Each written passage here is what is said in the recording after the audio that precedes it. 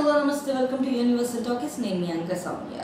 So తమిళ్తో పాటు తెలుగు చిత్రాల్లోనూ కంటిన్యూస్గా shoots చేస్తూ రిలీజ్లు చేస్తూ ప్రత్యేకమైన ఒక వాల్యూని తెచ్చుకున్నారు వరలక్ష్మి శరత్ కుమార్. సో రీసెంట్గా కూడా సరస్వతి అనే సినిమాతో తనకంటూ ఒక మంచి గుర్తింపు సంపాదించుకున్నారు. సో నెక్స్ట్ మూవీగా పోలీస్ కంప్లైంట్ అనే ఒక కొత్త సినిమాలో అయితే నటించడానికి అన్ని ప్రణాళికలు కూడా సిద్ధం చేసుకుంటున్నారు. సో ఈ సినిమాలో మెయిన్ లీడ్గా చేస్తున్న వరలక్ష్మి శరత్ కుమార్ పై వస్తున్న ఆరోపణలు ఇప్పుడు మీడియా మొత్తాన్ని కూడా కదిలిస్తున్నాయి.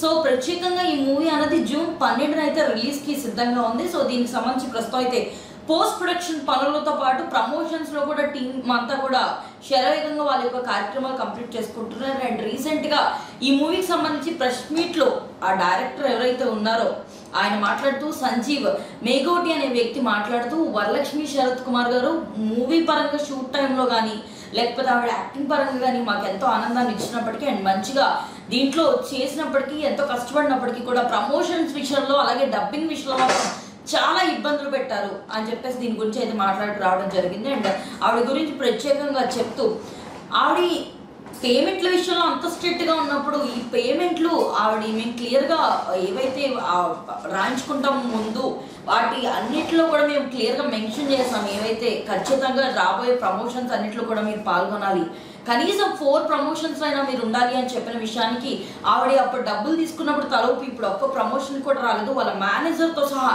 ఎవరు సహకారం అందించట్లేదు అని చెప్పేసి వరలక్ష్మి శరత్ కుమార్ మీద కామెంట్స్ చేయడం జరిగింది. అండ్ డబ్బింగ్ టైంలో కూడా ఆవిడ సరస్వతి సినిమా షూటింగ్ జరుగుతున్నప్పుడు అంత కాన్సన్ట్రేట్ చేసి మా డబ్బింగ్ని కూడా ఆపి మరి అందరూ షూట్లో పాల్గొన్నారు.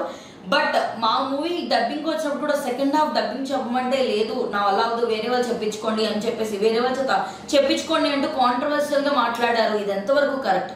సో రాబోతున్న జూన్ 12కి మా సినిమాని మేము రిలీజ్ చేస్తాం. ఇది మంచి హిట్ కూడా అందుకుంటుంది. మీరు చూస్తూ ఉండండి వరలక్ష్మి శరత్ కుమార్ గారు. మీరు చేసిందంతా కూడా మా సినిమాపై ఎటువంటి ప్రభావం చూపించదు.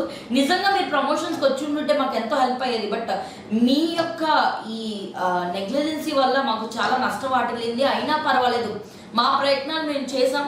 సో 300 పైగానే థియేటర్స్లోని మూవీ అయితే రిలీజ్ అవుతుంది. కన్నడలో కూడా ఈ మూవీని రిలీజ్ చేస్తున్నాం.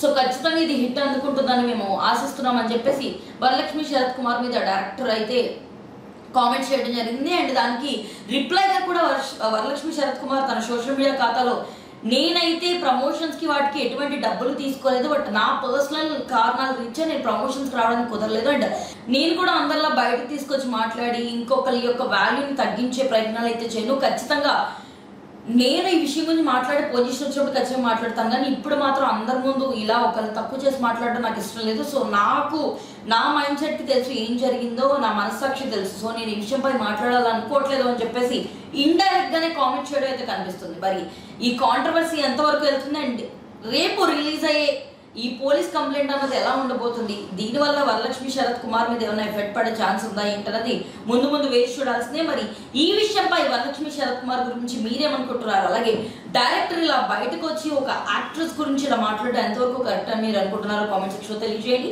అండ్ మరిన్ని అప్డేట్స్ కోసం యూనివర్సల్ టాకీస్ని ఫాలో అవ్వండి.